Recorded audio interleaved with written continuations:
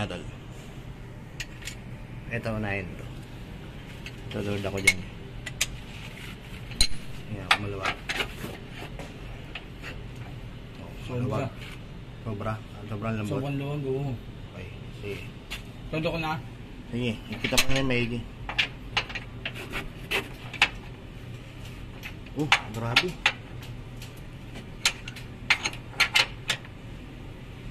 Bagong palit na raw to si sir ng shock kasi yun daw yung sira. Sige, ito doon mahigpit yan. Tapos road test natin. Yung tunog parang makakalas na eh. Sabi ko kay sir parang may makakalas na tornilyo eh.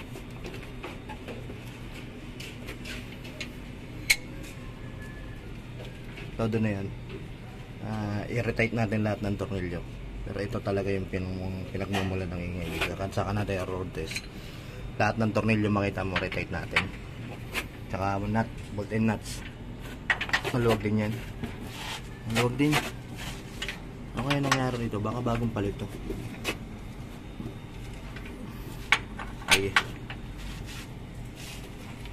Kanina po kasi konting galaw pa lang sa sakyan. Napakain krok krok.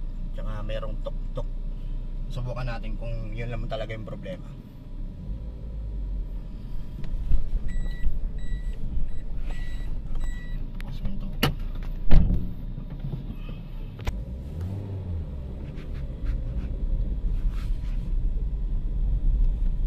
Ngayon nawala yung tunog.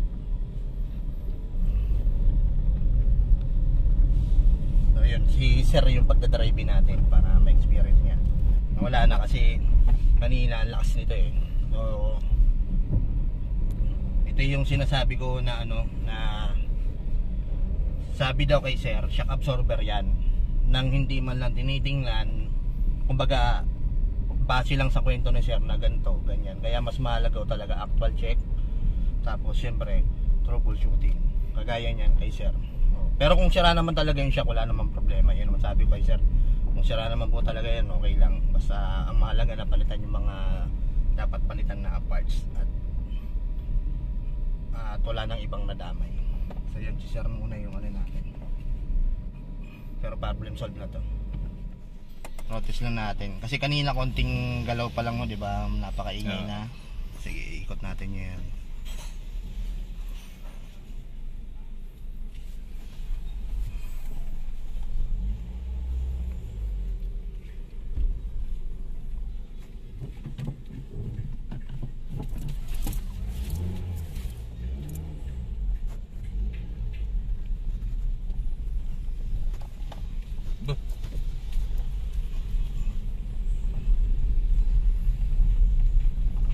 Ano sir?